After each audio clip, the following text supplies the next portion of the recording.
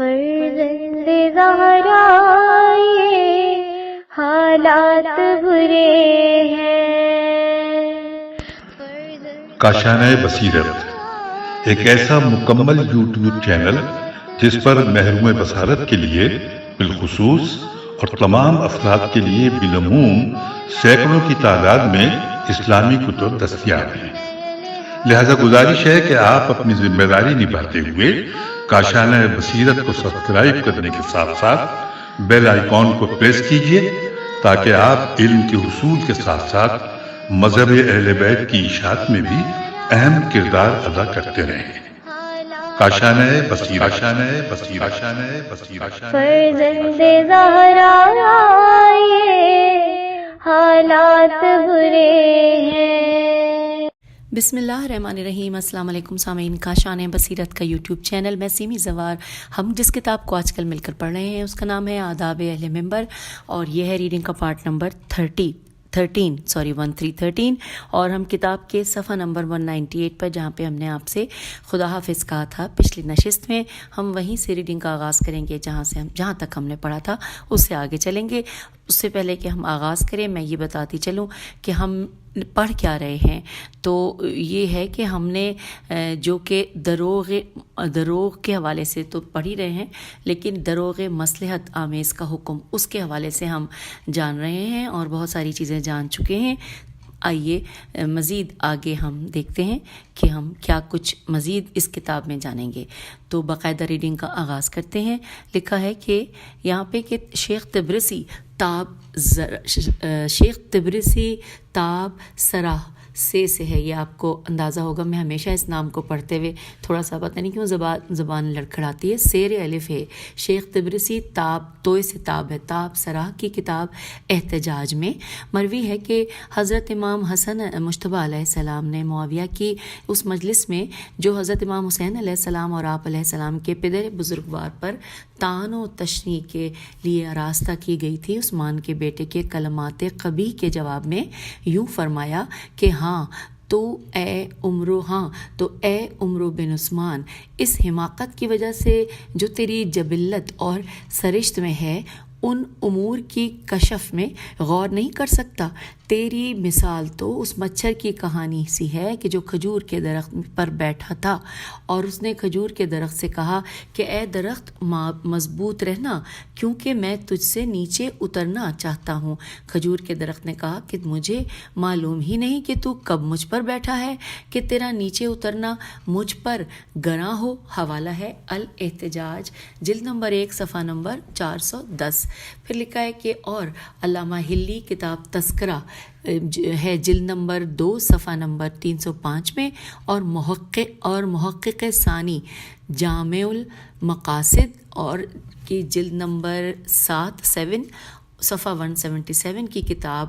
اجارہ میں انسان کے اپنے آپ کو کتابت قرآن کے واسطے اجارہ دینے کے جواز کے ذکر کرنے کے بعد فرماتے ہیں انورٹڈ کاما کے اور اسی طرح سچے سیر و اخبار اور اشعار کا لکھنا جائز ہے، نہ کہ جھوٹے اشعار اور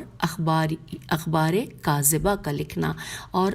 ان امثال و حکایات کے لکھنے کے واسطے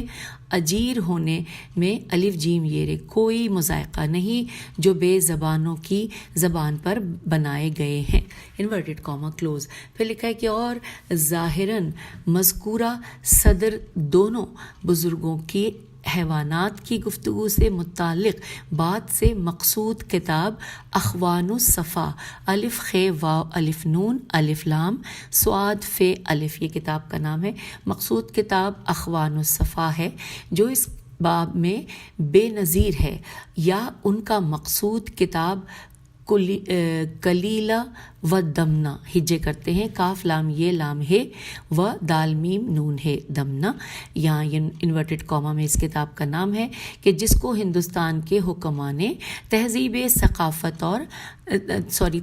صفات اور تکمیل اخلاق کے لیے لکھا ہے، اور یہ کتاب بھی اس فن میں اپنا عدیل عین دال یہ لام عدیل و مسیل میم سے یہ لام نہیں رکھتی. پھر لکھا ہے آگے وباللہ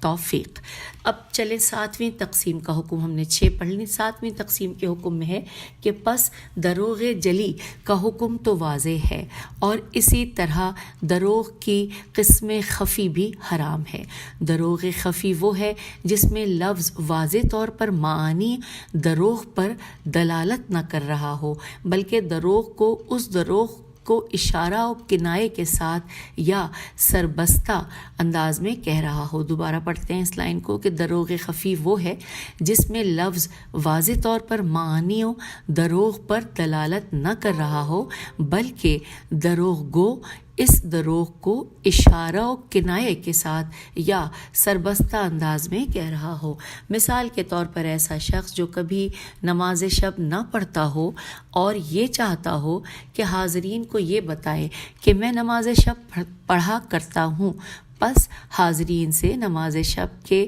فروعات جزیہ فیر واو عین الف تے اور جیم زے حمزہ یہ ہے اور نوادر مسائل کے متعلق اس طرح سے سوال کرے کہ تمام حاضرین یہ سمجھنے لگیں کہ یہ تو مستقل نماز شب پڑھنے والے ہیں، یا وہ دوسروں کے سامنے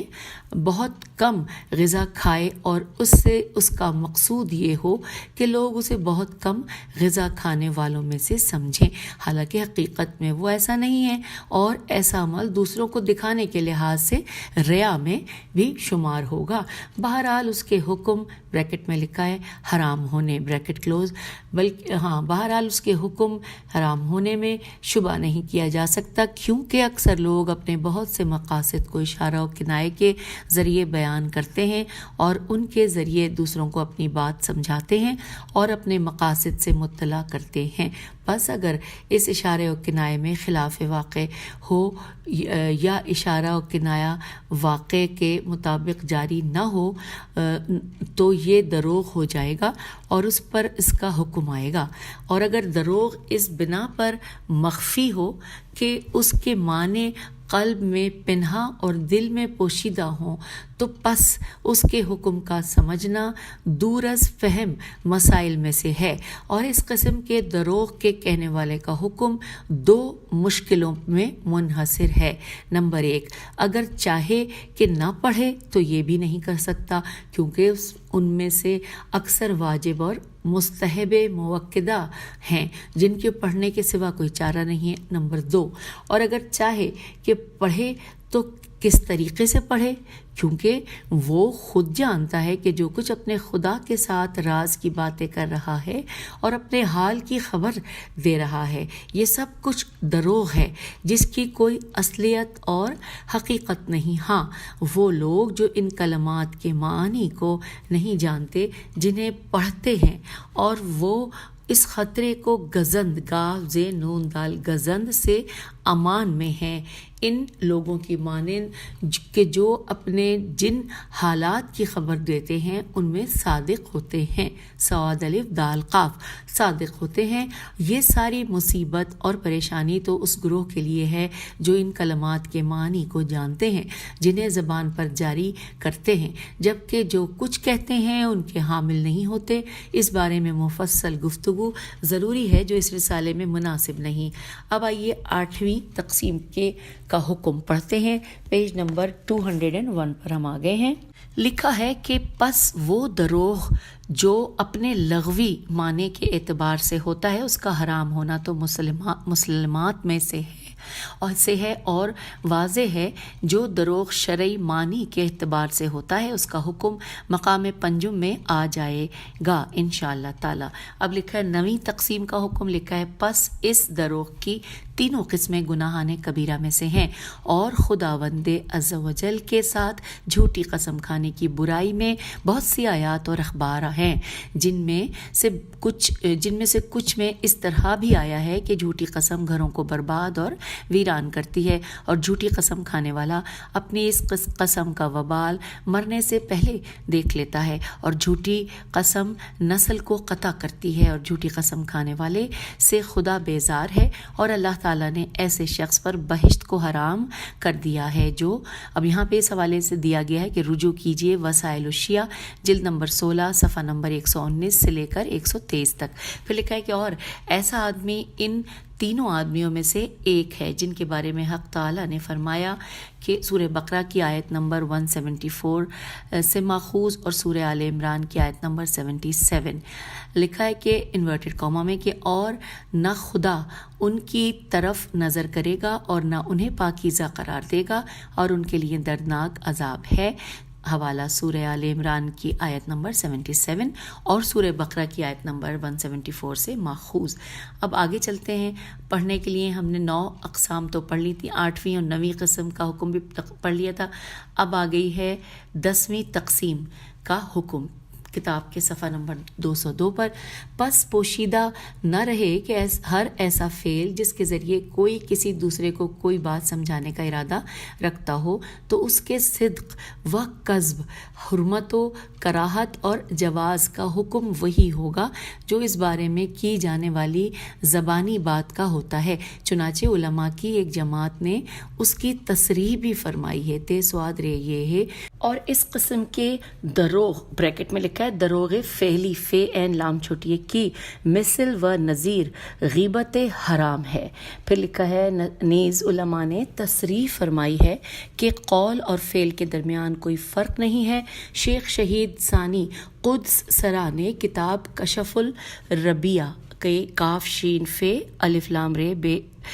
کشف الریبہ ہے میرے خیال الف لام رے یہ بے ہے میں فرمایا ہے انورٹڈ کاما میں کہ یہ جان کے یہ اب یہاں بریکٹ پہ لکھا ہے کہ یعنی غیبت حرام اور برادر مومن کو بدی سے یاد کرنا بریکٹ کلوز ہو گیا. لکھا ہے یہ جان کے یہ زبان ہی تک محدود نہیں بلکہ اسے کہنا یعنی زبان سے غیبت کرنا اس وجہ سے حرام کیا گیا ہے کہ اس میں دوسرے کو برادر مومن کے عیب سے آگاہ کیا جاتا ہے اور دوسرے کے سامنے اس کا ایسا تعارف پیش کرتا ہے جو اسے برا محسوس ہوتا ہے اور وہ ناخوش ہوتا ہے. پس یہاں اشارہ بھی وضاحت کی مانند ہے اور فعل بھی قول کی طرح ہے اور اشارہ کرنا، آنکھ مارنا،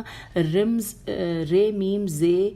واو رمز و کنایا اور حرکت اور جو کچھ بھی مقصود کو سمجھا سکے اس قسم کی تمام حرکات غیبت میں داخل ہیں اور یہ تمام فعل اس معانی و مقصد میں مساوی ہیں جس مقصد کے لیے زبان کے ساتھ غیبت کرنا حرام قرار دیا گیا ہے. اور وہ روایت اس باب میں ہے جو بی بی عائشہ سے کی گئی ہے کہ انہوں نے کہا کہ میرے پاس ایک عورت آئی، جب وہ واپس ہوئی تو میں نے اپنے ہاتھ سے اشارہ کیا کہ وہ عورت کوتاہ قد ہے کہ وہ عورت کوتاہ قد ہے، کاف واو تے الف کوتاہ قد ہے. پس پیغمبر خدا صلی اللہ علیہ وآلہ وسلم نے فرمایا کہ تو نے اس کی غیبت کی ہے. اور اسی طرح محاکات میم الف کے کاف الف تے بریکٹ میں لکھا ہے کہ کسی کی اس کے کسی عیب میں نقل کرنا بریکٹ کلوز. تو لکھا ہے کہ اسی طرح محاکات بھی ہے، جس طرح کہ کوئی آدمی اس طرح لنگڑا بن کر چلے کہ جس طرح کوئی لنگڑا چلتا ہے، بلکہ یہ غیبت سے سخت تر ہے کیونکہ یہ اس عیب کی غیر کے سامنے تصویر کشی کرنا ہے اور جو کہ زبان سے غیبت سے زیادہ شدید ہے. حوالہ نوٹ کیجئے کشف الریبہ الف لام رے یہ بے ہے کشف الربا صفحہ نمبر 14. لکھا ہے قریب ایسی ہی بات استاد اعظم انصاری تاب سراہ نے کتاب مقاصب میم کاف الف سین بے مقاصب میں فرمائی ہے. المقاصب صفحہ نمبر 42. اگرچہ انہوں نے ان کلمات کو باب غیبت میں ذکر فرمایا ہے لیکن اس مذکورہ وجہ کے لحاظ سے غیبت اور کذب میں کوئی فرق نہیں ہے، بلکہ غیبت حقیقت میں خبر صادق کی اقسام میں سے ہے کیونکہ اگر اس میں دروغ ہو تو اسے غیبت نہیں کہا جاتا بلکہ اسے بہتان کہتے ہیں. اس بنا پر بہتان 2 پہلوؤں سے حرام ہوگا، یعنی ایک دروغ دوسرے غیبت. پس واضح ہو گیا کہ ایسی بات سمجھانے کے لیے جس کی کوئی اصلیت اور حقیقت ہی نہ ہو کسی عضو کسی عضو کو جنبش دینا دروغ ہے اور اس طرح کرنے والے کا شمار جھوٹوں میں ہوگا، اور یہ ایسے ہی ہے جیسے زبان سے جھوٹ بولا جائے۔ اور اب آ گیا ہے 11ویں تقسیم کا حکم۔ ہم 10 پڑھ چکے ہیں، 11ویں میں لکھا ہے پس اس دروغ کا حکم جس کے کہنے والے کا مخاطب زندہ، سامع، عاقل ہو واضح ہے، یعنی کہ ایسا دروغ بھی حرام ہے، اور اسی طرح وہ مخاطب جس کا شمار ظاہر میں اگرچہ زندوں میں سے نہیں ہے، جیسے حضرت رسول خدا صلی اللہ علیہ وآلہ وسلم اور خلفائے راشدین، ائمہ معصومین علیہ السلام، مگر بمقتضائے اصول مذہب و اخبار کثیرہ اور ان معصومین علیہ السلام کے مزارات مقدسہ کے اذن دخول کے ان فقرات کے اعتبار سے کہ جو وہاں کہے جاتے ہیں، جیسے کہ میں گواہی دیتا ہوں کہ آپ میرے مقام کو دیکھتے ہیں، میرے کلام کو سنتے ہیں، میرے سلام کا جواب دیتے ہیں، انورٹڈ کاما کلوز۔ لکھا ہے معصومین علیہ السلام سے ان کی قبور کے نزدیک خطاب ایسے ہی ہوتا ہے جیسے زندہ حاضرین، سامعین، صاحبان عقل کے ساتھ خطاب کیا جاتا ہے، بلکہ مومنین کی قبور بھی معصومین علیہ السلام کی مراقد منورہ کے ساتھ ملحق ہیں، جیسے کہ یہ بات ان کی زیارت کے بعض فقرات سے معلوم بھی ہوتی ہے۔ ابن طاؤس علیہ رحمہ نے شیخ صدوق کی کتاب مدینۃ العلم سے اپنی کتاب فلاح السائل، فے لام الف ہے الف لام سین الف حمزہ لام، فلاح السائل میں نقل کیا ہے کہ اس کتاب مدینۃ العلم میں محمد بن مسلم سے روایت کی گئی ہے کہ اس نے کہا انورٹڈ کاما میں نے حضرت امام جعفر صادق علیہ السلام کی خدمت میں عرض کی کہ ہم مرے ہوئے لوگوں کی زیارت کریں؟ فرمایا کہ ہاں۔ میں نے عرض کی کہ جب ہم ان کے پاس جاتے ہیں تو کیا وہ ہمیں پہچانتے ہیں یا ہماری باتوں کو سنتے ہیں؟ فرمایا کہ ہاں، خدا کی قسم یقیناً وہ تمہارے وہاں جانے کو جانتے ہیں اور تمہارے وہاں جانے سے خوش ہوتے ہیں اور تمہارا وہاں جانا انہیں پسند ہوتا ہے، انورٹڈ کاما کلوز۔ حوالہ ہے فلاح السائل، صفحہ نمبر 85 اور 86۔ اور نیز اس جگہ کتاب مذکورہ میں صفوان بن یحییٰ سے روایت کی گئی ہے کہ انہوں نے کہا انورٹڈ کاما میں کہ میں نے حضرت ابی الحسن علیہ السلام کی خدمت میں عرض کی کہ کیا مردہ اس آدمی کے سلام کو سنتا ہے کہ جو اس پر سلام کرتا ہے؟ فرمایا کہ ہاں، وہ لوگ باتیں سنتے ہیں حالانکہ وہ کفار ہوتے ہیں، تو کیا مومنین نہیں سن سکتے؟ انورٹڈ کاما یہاں پر کلوز ہو گیا۔ لکھا ہے کہ یعنی مومنین باتیں سننے کے لحاظ سے کفار سے زیادہ سزاوار ہیں، اور حضرت نے اپنے اس کلام شریف میں جنگ بدر میں قتل ہونے والے ان کفار کے قصے کی طرف اشارہ فرمایا ہے جن کو ایک کنویں میں ڈالا گیا تھا۔ چنانچہ شیخ مفید قدس سرا نے کتاب عقائد صدوق، کتاب کا نام ہے عقائد صدوق، عین قاف الف حمزہ دال اور صاد دال واقاف، عقائد صدوق کی شرح میں، اور ان کے علاوہ دیگر حضرات نے روایت کی ہے کہ انورٹڈ کاما کے پیغمبر خدا صلی اللہ علیہ وآلہ وسلم چاہے بدر، چے الف ہے اس کے نیچے زیر ہے اور بے دال رے، چاہے بدر کے کنارے پر تشریف لائے، بس آپ صلی اللہ علیہ وآلہ وسلم نے اس دن قتل کیے جانے والے مشرکین سے جنہیں کنویں میں ڈال دیا گیا تھا فرمایا کہ تم اللہ کے رسول صلی اللہ علیہ وآلہ وسلم کے کیسے برے ہمسائے تھے، تم نے اس رسول صلی اللہ علیہ وآلہ وسلم کو شہر بدر کر دیا اور اسے اس کے وطن سے نکال دیا، پھر تم سب جمع ہو گئے اور اس رسول صلی اللہ علیہ وآلہ وسلم کے ساتھ تم نے جنگ کی، پس میں نے تو وہ چیز درست پالی جس کا خدا نے مجھ سے وعدہ کیا تھا، بریکٹ میں لکھا ہے کہ یعنی مجھے تم پر فتح و ظفر ہوئی اور تم ہلاک ہو گئے، بریکٹ کلوز۔ پس حضرت عمر نے کہا یا رسول اللہ صلی اللہ علیہ وآلہ وسلم، یہ کیسی گفتگو ہے جو آپ صلی اللہ علیہ وآلہ وسلم ان بوسیدہ کھوپڑیوں سے فرما رہے ہیں؟ تو حضرت صلی اللہ علیہ وآلہ وسلم نے فرمایا کہ اے پسر خطاب، خاموش رہو، خدا کی قسم تم ان مقتول مشرکین سے زیادہ سننے والے نہیں ہو۔ حوالہ نوٹ کیجئے شرح عقائد صدوق صفحہ نمبر 189 اور 190، اور ساتھ ہی لکھا ہے معاذی و عقدی، میم غین الف مغازی، میم غین الف زے چھوٹی ہے و عقدی الف قاف دال چھوٹی ہے، جلد نمبر 1 صفحہ نمبر 112، اور پھر اگلی کتاب ہے کامل ابن اسیر، الف سے ہے، سے یہ رے اور کامل ابن اسیر میں جلد نمبر 2 صفحہ نمبر 26 پہ لکھا ہے کہ اور حضرت امیر المومنین علیہ السلام سے روایت کی گئی ہے کہ آپ علیہ السلام اہل بصرہ کی جنگ سے فارغ ہونے کے بعد صفوں کے درمیان میں پھر رہے تھے، یہاں تک کہ آپ علیہ السلام کا گزر کعب بن سور، کاف عین بے، کعب بن سور سین سے ہے، سور کے پاس سے ہوا۔ یہ کعب بصرے میں قاضی تھا، بصرے کا عہدہ قضا قاف زاد الف عمر بن خطاب نے اس کے سپرد کیا تھا اور یہ بصرے میں مقیم رہا، اور حضرت عمر اور عثمان کے زمانے میں اہل بصرہ کے درمیان تنازعات کا فیصلہ کرتا رہا، اور جب بصرے میں فتنے کی آگ بھڑکی تو اس نے قرآن کو اپنی گردن میں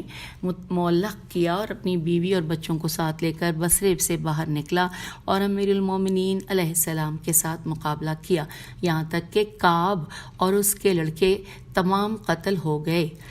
تو لکھا ہے کہ یہاں سے ہم بریکٹ ہمارا یہ کلوز ہوا جو ہم نے یہاں سے کعب کے حوالے سے شروع کیا تھا۔ تو لکھا ہے کہ یہاں تک کہ آپ علیہ السلام کا گزر کعب بن سور کے پاس سے ہوا تو آپ علیہ السلام نے اس کے سر کے جانب آپ کھڑے ہو گئے، اور جبکہ وہ مقتولین میں پڑا تھا، پس آپ علیہ السلام نے لوگوں سے فرمایا کہ کعب بن سور کو بٹھا دو،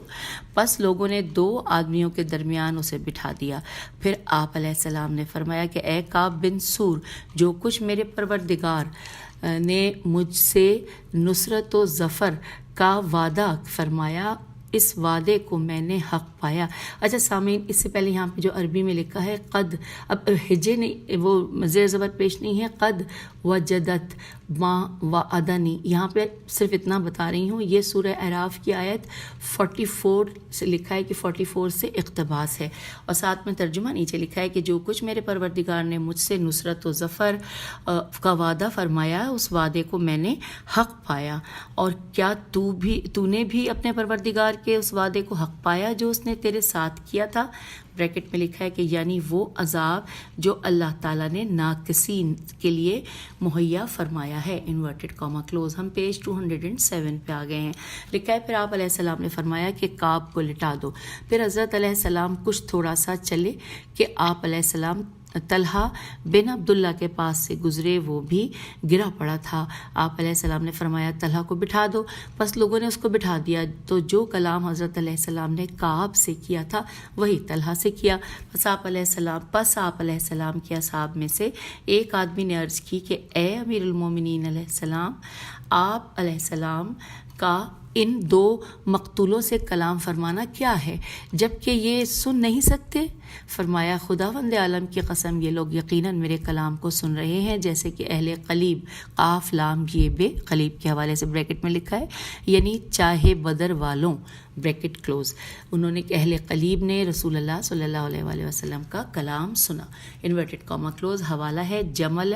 شیخ مفید صفحہ نمبر 209 اور 210، اور ارشاد شیخ مفید صفحہ نمبر 136 لکھا ہے۔ اور صفوان کی گزشتہ روایت سے معلوم ہوتا ہے کہ کفار کا حضرت رسول خدا صلی اللہ علیہ وآلہ وسلم کے کلام کو سننا از روئے اعجاز اور ان کفار کے اجساد خبیثہ، الف جیم سین الف دال، اجساد خبیثہ میں تصرف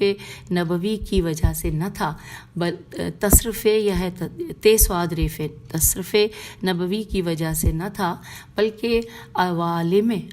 عین واولف لام میم زیر، عوالم غیب و شہادت میں ان کے حالات کے اختلاف کی وجہ سے تھا۔ اسی واسطے تو معصومین علیہ السلام نے فرمایا کہ مومن اپنی قوت وجود اور صفا سواد فعلف حمزہ صفا روح کی وجہ سے اس مرتبے کا زیادہ حقدار اور سزاوار ہے، اور نیز ہمارے اس مذکورہ دعوے کی تائید وہ روایت کرتی ہے جو علی بن اسبات الف سین بے الف توئے کی کتاب نوادر نون و الف دال رے نوادر میں حضرت صادق علیہ السلام سے مروی ہے کہ آپ علیہ السلام نے ایک آدمی سے فرمایا کہ جب تم اپنے مرے ہوئے لوگوں کی زیارت طلوع آفتاب سے پہلے کرتے ہو تو وہ تمہاری باتیں سنتے بھی ہیں اور جواب بھی دیتے ہیں، اور جب تم ان کی زیارت طلوع آفتاب کے بعد کرتے ہو تو وہ تمہاری باتیں تو سنتے ہیں لیکن تمہیں جواب نہیں دیتے۔ حوالہ ہے نوادر، صفحہ نمبر 126۔ ہم پیج 208 پر آ گئے ہیں۔ پس واضح ہوا کہ فوت شدہ مومن کو اس کی زیارت کے وقت زندہ اور حاضر مخاطب کی طرح سمجھنا چاہیے اور اس کے ساتھ اس طرح بات کرنی چاہیے جیسے وہ جانتا ہے، سنتا ہے اور جواب دیتا ہے، بلکہ کبھی تو مردہ مومن اپنا جواب زیارت کرنے والے کے کان تک پہنچا دیتا ہے۔ چنانچہ علماء کی ایک جماعت جیسے صاحب کتاب عروس کا جو ورڈ ہے وہ انورٹڈ کاما میں ہے، صاحب کتاب عروس وغیرہ نے معتبر اسناد کے ساتھ حضرت صادق علیہ السلام سے روایت کی ہے کہ آپ علیہ السلام نے فرمایا کہ سلیمان فارسی جمعے کے دن کچھ قبور کے پاس سے گزرے، پس آپ وہاں کھڑے ہوئے اور آپ نے کہا، یہاں پہ عربی میں لکھا ہے، ہم ترجمہ ساتھ لکھا ہے پڑھتے ہیں، لکھا ہے، اے گھروں والوں تم پر سلام ہو، گروہ مومنین کا گھر کیسا اچھا ہے، اے اہل جمع یعنی اہل محشر، کیا تم جانتے ہو کہ آج جمعہ ہے، انورٹڈ کاما اور سوالیہ نشان تھا یہ۔ امام علیہ السلام نے فرمایا کہ پھر سلمان فارسی واپس آ گئے، جب بستر پر سوئے تو کوئی شخص ان کے پاس آیا اور اس نے ان سے کہا کہ اے ابا عبداللہ، آج تم ہمارے پاس آئے تھے اور تم نے ہمیں سلام کیا اور ہم نے تمہیں سلام کا جواب دیا، اور تم نے ہم سے کہا تھا کہ اے اہل دیار، کیا تم جانتے ہو کہ آج جمعہ ہے؟ تحقیق، اب یہاں پہ سوالیہ نشان کے بعد لکھا ہے، تحقیق ہم جانتے ہیں کہ جمعے کے دن پرندے کیا کہتے ہیں، بریکٹ میں لکھا ہے، یعنی روز جمعہ کے جاننے کے علاوہ ہم روز جمعہ میں ان پرندوں کی تسبیح کو بھی جانتے ہیں، بریکٹ کلوز ہو گیا۔ لکھا ہے حضرت امام جعفر صادق علیہ السلام نے فرمایا کہ اس شخص نے کہا کہ پرندے کہتے ہیں کہ اے فرشتے اور روح کے پروردگار، تو پاک و پاکیزہ ہے، تیری ذات مقدس ہے، تیری رحمت تیرے غضب سے سبقت کر گئی ہے، اور جس کسی نے تیرے مبارک نام کے ساتھ جھوٹی قسم کھائی اس نے تیری عظمت کو نہیں پہچانا۔ حوالہ ہے کتاب العروس، صفحہ نمبر 155 اور 156۔ اس کے علاوہ عقاب الاعمال کے ہیں، صفحہ 271، اور عمالی صدوق مجلس 73 اور ہے حصہ نمبر 5، اور محاسن برقی صفحہ نمبر 119، نقل از حاشیہ عروس، یہاں پہ بریکٹ کلوز ہوا۔ تمام یہ حوالہ جات آپ کی سماعتوں کی نظر ہوئے۔ پھر لکھا ہے کہ اور اگر دروغ کہنے والے کا دروغ کہنے کے وقت کوئی مخاطب نہ ہو، اور اگر ہو بھی تو وہ تمیز اور ادراک نہ رکھتا ہو، تو ایسا دروغ بظاہر حرام نہ ہوگا، کیونکہ جس بات کو کہنے میں افادہ غیر نہ ہو اسے خبر شمار نہیں کیا جاتا، اور صدق و کذب خبر کے اوصاف میں سے ہیں۔ پس جب تک بات خبر نہ ہوئی ہو کذب کی صفت سے متصف نہ ہوگی، لہٰذا حرام بھی نہیں ہوگی۔ پھر لکھا ہے کہ لیکن شیخ اعظم خاتمہ فقہا و محققین شیخ مرتضیٰ اعلی اللہ مقامہ نے بریکٹ میں لکھا ہے نجات العباد کی کتاب سوم میں، نجات العباد نون جیم الف تے الف لام عین بے الف دال، نجات العباد کی کتاب سوم سواد سے ہے، اس کتاب سوم میں ماہ رمضان کے روزے کے دوران خداوند عالم اور رسول اللہ صلی اللہ علیہ وآلہ وسلم پر قذف کے مسئلے میں ان دو صورتوں میں کہ یا تو بالکل کوئی مخاطب ہو ہی نہیں یا ہو بھی تو ادراک نہ رکھتا ہو، کتاب مذکور کے متن میں صحت روزے کا حکم فرمایا ہے، لیکن اس کے حاشیے میں لکھتے ہیں انورٹڈ کاما کہ ان دو صورتوں میں روزے کا فاسد ہونا قوت سے خالی نہیں، قاف واو تے، قوت سے خالی نہیں، اور فساد اس وقت تک محقق نہ ہوگا جب تک حرمت نہ ہو، اور جب حرام ہو گیا تو پھر حرمت صرف روزے کی حالت میں مخصوص نہیں، انورٹڈ کاما کلوز۔ حوالہ ہے نجات العباد صفحہ نمبر 194، اور ساتھ ہی لکھا ہے تبا سنگی توبے عین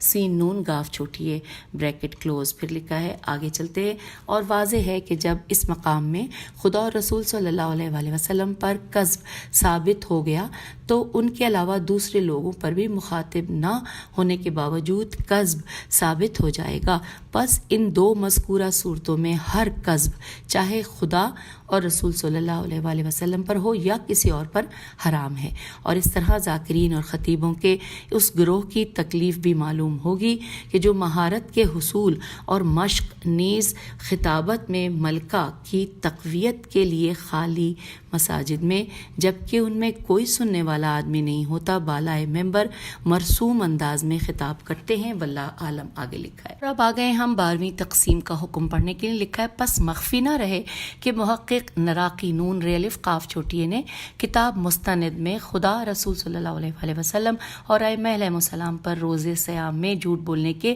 ضمن میں کہا ہے انورٹڈ کاما کے اور جو اقوال اشعار اور میراثی وغیرہ میں ان کی طرف منسوب کیے جاتے ہیں ان کے متعلق ہمیں یقین ہوتا ہے کہ معصومین علیہ السلام نے نہیں فرمایا، پس اگر معلوم ہو جائے کہ معصومین علیہ السلام کی طرف سے اس کلام کی نسبت ان شعری مبالغہ آرائیوں کی بنا پر ہے جو شاعری میں رائج ہیں اور جنہیں اس صنف میں اچھا سمجھا جاتا ہے، تو بظاہر اس بات میں کوئی مذائقہ نہیں، اور اگر ایسا نہ ہو تو اس دروغ کو ان کی طرف منسوب کرنے کی وجہ سے روزہ باطل ہو جائے گا، اور اس قسم کی تمام باتوں سے اجتناب احوت ہے۔ الف ہے واو تے احوت حوالہ ہے مستند الشیعہ جلد نمبر 2 صفحہ نمبر 109 اور ساتھ لکھا ہے تبا سنگی۔ پھر آگے چلتے ہیں، اگلے پیراگراف میں ہے کہ مؤلف کا خیال ہے کہ علماء کے عمل جانی پہچانی سیرت اور بعض دوسرے قرائن سے ظاہر ہوتا ہے کہ اشعار یا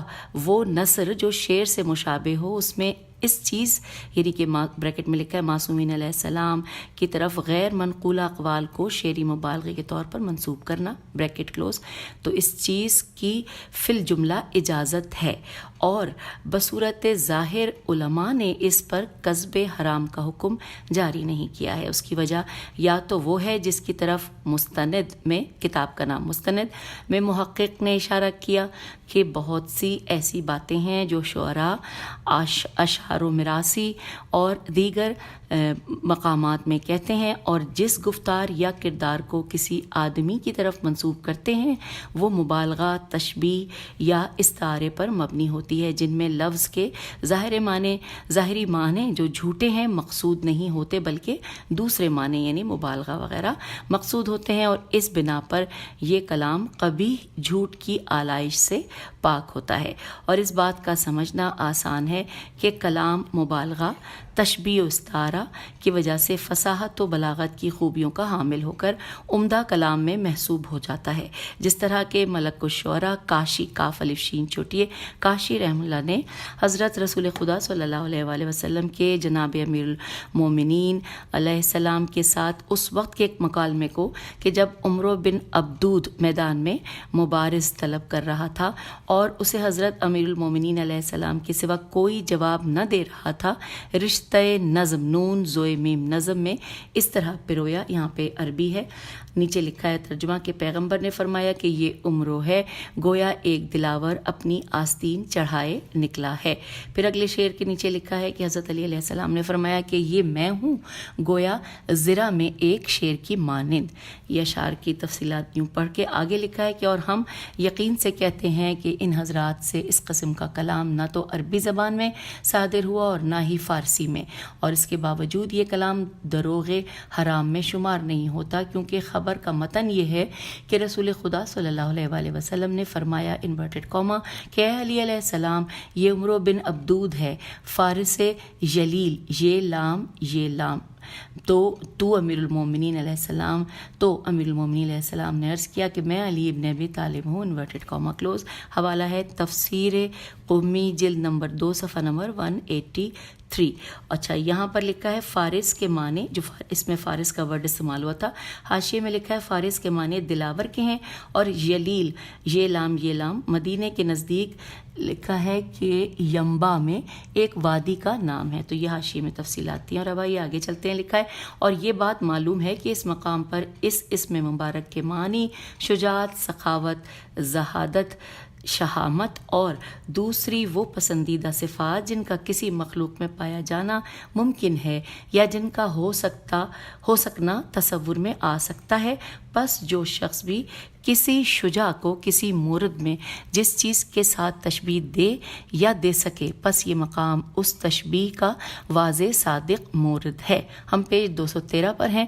پس حضرت کے کلام کے انورٹڈ کاما کہ میں علی علیہ السلام ہوں انورٹڈ کاما کلوز، اس سے مراد یہ ہوگی کہ مثلا میں اس قلب شجاع کا مالک ہوں جس میں تمام قوتیں اور شیروں کی سی بہادری جمع ہے. اور اسی طرح ہر وہ کلام جو اس انداز میں بولا جاتا ہے، اور یہ باب مبالغے اور تشبیہ وغیرہ انتہائی وسیع اور عام ہے، اور یہ چیز کلام خدا میں بھی پائی جاتی ہے. اور اسی طرح ایک دوسرے انداز میں کہ جو نظم بلکہ نثر میں بھی رائج اور عام ہے، اور وہ اس طرح ہے کہ انسان، حیوان یا نباتات میں سے کوئی اس حالت میں ہے کہ جسے جاننے کے بعد کہا جا سکتا ہے کہ اگر یہ حالت اور صفت زبانیں گویا رکھتی اور دانا ہوتی اور اپنی اس حالت کی خبر دینا چاہتی تو اسی طرح خبر دیتی جیسی ناقل اس سے نقل کر رہا ہے اور کہہ رہا ہے کہ فلاں انسان یا کسی اور نے اس طرح کیا. اگلے پیراگراف میں ہے کہ یہ کلام صدق ہے اور یہ دروغ کی نسبت دینا نہیں، کیونکہ کہنے والے کا مقصد یہ ہے کہ فلاں ہستی فلاں صفت کی حامل ہے جو اس امر سے ظاہر ہے اور اسے زبان حال کہا جاتا ہے. اور اس بات کے پیش نظر کہا جاتا ہے کہ ہر موجود ایک قادر، عالم، حکیم اور رازق ہستی کے وجود کی خبر دیتا ہے، اور شہادت خبر ہے، اور یہ خبر ہر مطلق مزاج ذی شعور کے لیے اخبار صادقہ میں سے ہے. پھر لکھا ہے کہ سید مرتضیٰ علم الہدا اور متکلمین کی ایک جماعت جو حیوانات کے درک و شعور اور نطق نون توئے قاف کے قائل نہیں، اور اس بیان کے ذریعے ان آیات و اخبار کی تعویل کرتے ہیں جو حیوانات میں ان کے وجود پر دلالت کرتی ہیں. لکھا ہے سید مسائل ترابلسیات ہجے کرتے ہیں. مسائل تو آسان ہے. توئر الف بے لام سین یہ الف تے انورٹڈ کاما میں ہے یہ ورڈ کہ اس میں چیونٹی کے حضرت سلیمان علیہ السلام سے حکایت کے بیان کے ضمن میں کہ جسے خداوند عالم نے کلام مجید میں نقل کیا ہے. اس بیان کے بعد کہ جب چیونٹی نے حضرت سلیمان علیہ السلام کے لشکر کو دیکھا تو پہلے تو خوف زدہ ہوئی اور اس سے ایسا زمزمہ پیدا ہوا کہ جو اس کے خوف زدہ ہونے اور دوسری چیونٹیوں کو ڈرانے کی علامت تھا، جیسا کہ دوسرے تمام حیوانات میں بھی اسی طرح رواج ہے. یوں فرماتے ہیں انورٹڈ کاما میں ہم پڑھیں گے، جو کہ حوالہ ہے رسائل الشریف المرتضیٰ جلد نمبر 1 صفحہ نمبر 356. ترجمہ یعنی یہ بلیغ اور طویل حکایت جسے خداوند تعالیٰ نے قرآن مجید میں بیان کیا ہے جو حضرت سلیمان علیہ السلام اور چیونٹی کے بارے میں ہے، یہ واجب نہیں کہ چیونٹی نے اسی طرح کہا ہو. اور بتحقیق جب اس چیونٹی نے دوسری چیونٹیوں کو اس ضرر سے ڈرایا جو ان کو حضرت سلیمان علیہ السلام کے لشکر کے نزدیک آنے کی وجہ سے پہنچنے والا تھا، تو جو آدمی اس چیونٹی سے اس کی اس حالت کو نقل کرے تو اس کے لیے جائز ہے کہ وہ اس طولانی حقیقت کو اسی طرح ترتیب کے ساتھ کہے، کیونکہ اگر وہ چیونٹی بولنے والی ہوتی اور اپنی زبان کے ساتھ ڈرانا چاہتی تو ضرور اسی طرح کہتی جس طرح قرآن مجید میں اس سے حکایت کی گئی ہے انورٹڈ کاما کلوز. پھر لکھا ہے کہ نیز انہوں نے کتاب غرر و درر غین رے و دال رے میں اس مطلب کو وضاحت سے بیان کیا ہے، اور آخر میں فرمایا ہے کہ چیونٹی کی طرف بولنے کی نسبت دینا مجاز و استعارہ ہے. حوالہ نوٹ کیجئے غرر و درر جلد نمبر 2 صفحہ نمبر 353. سامعین یہاں پر پیج نمبر 215 پر یہاں تک ہم نے پڑھا ہے اور اس کا پہلا پیراگراف پڑھا ہے. اس سے آگے مزید کیا ہے یہ انشاءاللہ اگلی نشست میں پڑھیں گے. اجازت دیجیے. خدا حافظ. فی امان اللہ.